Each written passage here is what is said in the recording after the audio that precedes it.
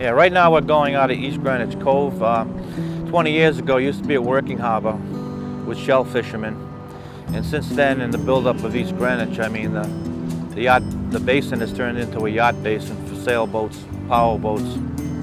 It has good access to upper and middle part of Narragansett Bay, which gives us access to Prudence, Patience Island, and points north and south.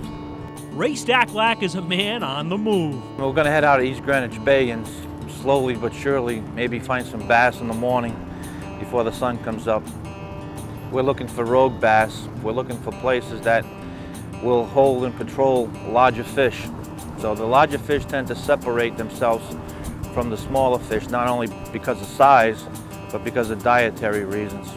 Ray recently retired after 33 years of teaching, but he still likes to keep active. Yeah, we're going to step on it a little bit. We're going to go around to Sally Rock. What we're doing is we're trying to take advantage of the sun right now and maybe try and lure up a bass, small stripers right now. Well, I like the fly fishing end of it because it's just more intimacy and more angling proudness.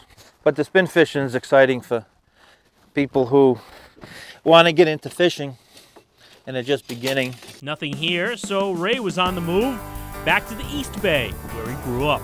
Oh yeah, I grew up on Narragansett Bay. We grew up in Riverside, near Carrie's Bait Shop. We're up near Light Barrington. A lot of structure here. It's high tide now, so we have plenty of water here where we can float over some structure. Yeah, I mean, we should maybe get a strike in here. And soon he did. Right now he just hooked up a fish. It's probably in 15 feet of water. Can't tell you right now. I'd guess a bluefish, but the way it's fighting. When you get out here, the experience is like unbelievable, where you catch any size fish and it's just, the emotions just run, no matter if you like fishing or not. It's the anticipation and the tug of the line.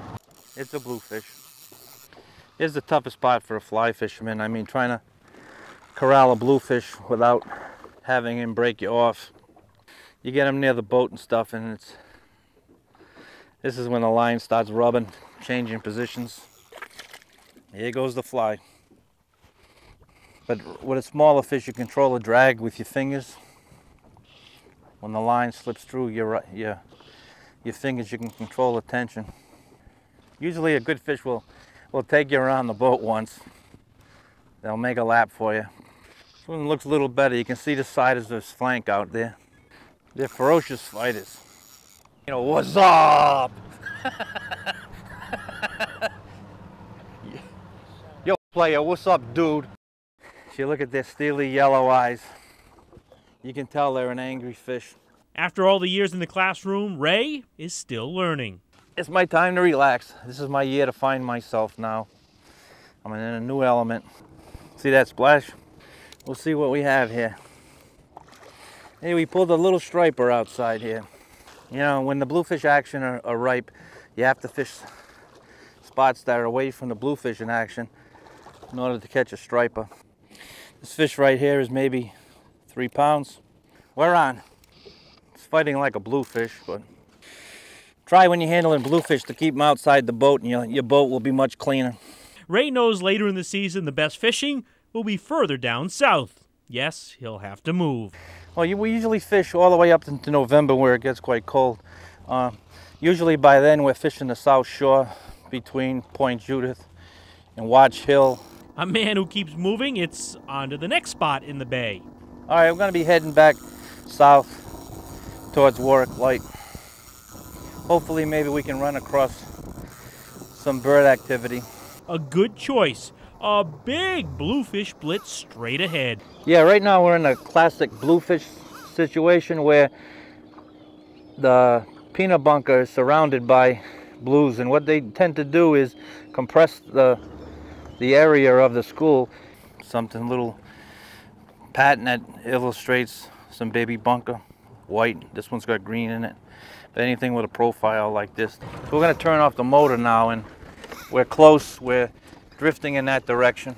See what happens. Damn, technical problems. Happens. Finally got everything straightened out now. Finally.